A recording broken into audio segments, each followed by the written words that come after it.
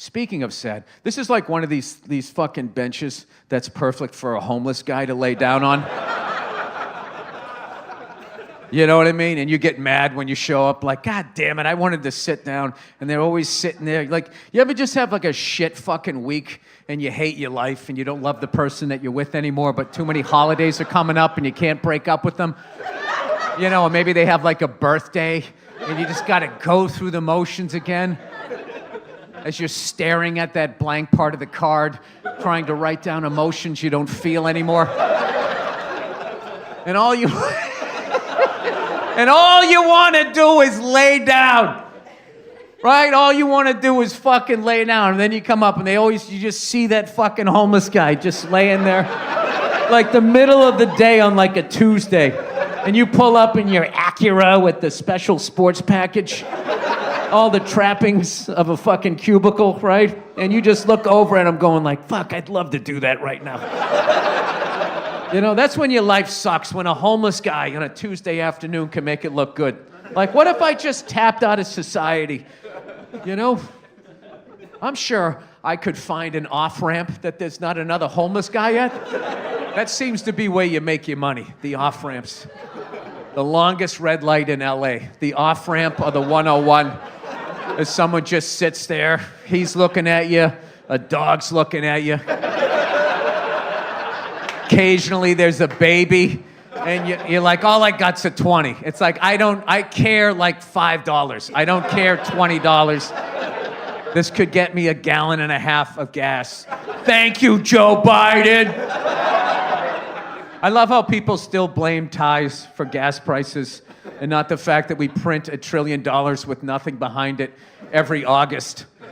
This is liberals. This is fucking Donald Trump. Oh, is that what it is? I thought it was 10 cunts in the Federal Reserve with suits, right? Did somebody explain to me why the president just doesn't send the army over there with guns and walk in and be like, yeah, this is over. This is over. We don't owe you any money. You guys can all go fuck yourselves. And it's our currency again. And we say it's worth something. All right? You guys left me on that. What are you all, economists? Well, that's actually not how it works. What you gotta have is you need a valuable metal. But what gives gold value? Excellent question. Let's go to the fucking blackboard. That's when you know you're in deep shit. When you gotta take that required economic class and the fucking guy's all excited about it. He literally sounds like he's speaking a different language. You're just like, there's no way I'm gonna pass this class, right? I have a better chance of banging the hottest chick in this class than I do of getting any sort of respectable fucking grade. Sorry, I am in a mood. My shoulder's fucked up again. Went right back to square, you know, it happens. You know, I was fucking rubbing one out. I got into it. I used the lotion, my hand flew off my dick, and it just felt like lightning. You know what I mean? My balls are blue, my fucking shoulder hurts. This is what it is. They don't make an icy hot for that, do they? Icy hot. Is that the dumbest fucking thing ever? There's so much shit out there. All it does is just numb it, and then it wears away. Those guys are drug dealers. I need another icy hot. I can feel the pain in my back again. Have you ever thought about maybe getting a massage, you dumb fuck? You guys don't like massages, huh? Is it too gay for you? I hate when somebody asks me, you know, like my masseuse unfortunately passed away, the great Diana Linden. So I've been looking for a new one, right? So I'm calling up my agent because they represent all these fancy fucking people. So I'm like, all right, fancy people like massages. Who do you got? And the guy sends me the email back. He goes, well, we got some people. Do you prefer a man or a woman, right? And it's like, Jesus Christ. What the fuck do you think? Of course a woman. No, get me some hairy, bald guy with fucking hair coming out of his ears. Of course I want a woman, right? Exactly. You want a woman to touch you, and then, you know, you can think in your head, maybe she likes me, you know? Maybe there's something else at the end of it. It never happens, right? But it's the hope. I like to have hope during a massage, not horror, right? Not the Travolta ending, you know? I want the, not to say there's anything wrong. You know what's funny? I was coming down here the other day, and there was, some, gay bar down there, total sausage fest, right? And they had them, like, fucking boxed in. There was nobody on the sidewalk, and there was, like, 80 gay guys all just standing like this inside this fucking thing. It's like, evidently, that's the place to be. Yeah, I was riding with my wife. I go, look, old Cockenpfeffers is fucking jammed tonight. If I ran a gay bar, that's what it would be called. Cockenpfeffers. I'm a Bugs Bunny fan. I don't know what. Hello around the world. Huh? No, the camera's not you, you self-involved Hollywood people with your hot tubs up there banging babies and drinking the blood so you can stay younger. That's what the rest of the world thinks. They're all like, that's what they're doing. You know what else I heard? What's going on in mainland China? Risking your freedom to watch this ignorance. How are you? No, I get people from mainland China. How's it going? With dreams of hopping the fence and going to Hong Kong, right? Do they have the Beijing Wall or something like that over there? I don't know. I grew up in American public schools. They didn't teach me that stuff. They only taught me about the powdered wigs people. And that's why I think black people are prone to violence and never assimilated. I love when white people say that. Oh, they're prone to fucking violence. Have you ever fucking on your own? Just read about 1865 to about 1892, the accomplishments of black people, and then it'll kind of flip the whole fucking thing around. Ooh, it got serious. It got serious in here. All right, how do I get out of that? All right, let's talk about... I hate when people interview you and they go, you get away with a lot. You get away. No, I don't. I don't get away with anything because you're presuming that what I'm saying is meant in a malicious way. It's not true. Jesus, how fucking old do they think I am that I have like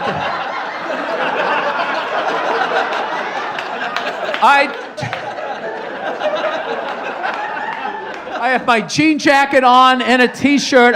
Oh my God. Preachers always have these, you know? That's because they know coming through that door is the IRS in any minute. They're just like, and Jesus wants you to have that F-250 that you don't even need. He wants you to have it. He wants you to pay me all in cash so I don't have to claim most of it.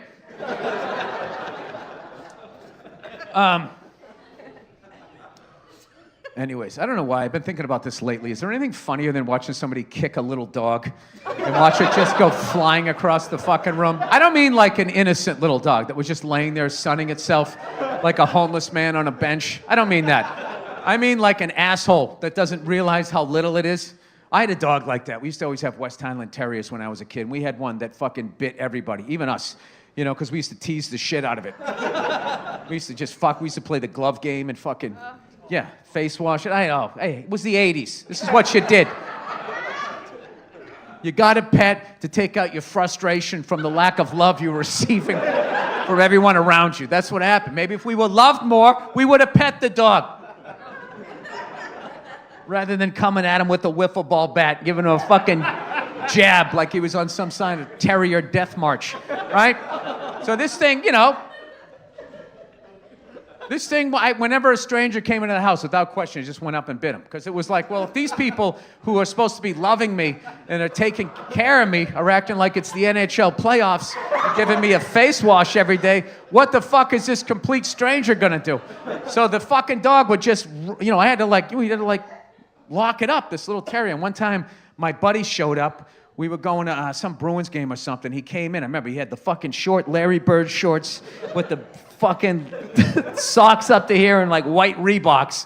And he just came walking in, and my dog just came walking. And my buddy, laziest dude ever too, big beer belly like he was in his 50s, never even broke stride. He's like, hey, Birdman, what's up? And he just punt the thing. And the dog literally like frisbeed across the kitchen and landed and had to like regroup, you know, and it was still barking like, but it wasn't charging anymore. It was great. It was like seeing the day the hot chick realizes she's not hot anymore, and now she has to fucking do the work of developing a personality. Like, oh, how do you do that, right? And most of them don't. They don't develop a personality. They get Botox, and they go right to a steakhouse. They try to find some old guy in his 80s with a pocket square and a blue blazer, and they're like, I'll fuck that for the last 8 months of his life. I'll work my way into the will, right? I don't want to work. If I wanted to work, I'd have all original parts, right? Rather than these aftermarket titties, you know? And this Brazilian butt lift. At some point, I am gonna fucking talk about, I went to a benefit last night with two of our friends, amazingly talented musicians, performed at, right? And it was the American Heart Association, and they were raising awareness. And you know what it was called? It was called the Heart and Stroke Ball. That's what they called it. And somehow nobody saw it. And they're up there performing, and there's a fucking sign right to the right that says Heart and Stroke Ball. And I'm like 2 years old, so I'm sitting there, stroke ball. And I took a gummy. So, and there's this woman up there. She's talking about this horrible journey of like her kid was born with half a heart, happy ending. Like the kid, like, survived because the American Heart Association, so it was an American thing, but it just kept going. Every time you thought she had the last operation, there was another operation, and it just kept getting sadder and sadder. Like what was that fucking movie with the big chick there? You know? Precious. Right? It just kept, you know, when it just gets so fucking sad, you just are staring at the table like, oh my God, this is so fucking sad. I can't believe I bitch about standing in line for the Mario ride. I'm such a piece of shit. And the gummy was kicking in, and as sad as it was and as much empathy that I had, I kept looking up and it said Heart and Stroke Ball, and then I would start laughing. And I was just like, and my wife looked at me and she's going, don't you fucking dare. And you know that deal when somebody tells you not to laugh, then it just becomes like, like, it was one of the saddest stories I ever heard in my life. And it was like, she was like 18 minutes into this sad story, and then she goes, and that wasn't even the bad part. And I almost spit take. Well, I was just like, I was waiting. And then a tree landed on her house. Yeah. That's why I don't believe in God. That he would do that to somebody. They just wanted to have a kid. Why would you do that to somebody? They're like, God loves you. It's like, does he? What, because he didn't do that to me? But why did he do that to that person? They're probably a better person than I am. Well, you know, God works in mysterious... Don't give me that fucking bullshit! No, you don't have an answer. Well, you know what it is. God sometimes has somebody born with half a heart So their parents can go... They're supposed to experience joy of having a kid, and then they have that fucking thing happen to them, and then they're trying to tell the story, right? And you want to be empathetic for them, and then some fucking asshole writes Heart and Stroke Ball and fucking leaves it right next to him. And God also made that person. He made all those people that sat in that room and looked at that fucking sign and went like, yeah, that looks good. Let's have that up there. Trolling her the entire fucking time. It was unbelievable. One of the, like, the fact that the strength that it took that woman and that kid to go through all of that shit, and they didn't deserve that sign. That wasn't God, that was the devil. The devil made the person type all of that shit. What did I want to talk about up here? Mario ride?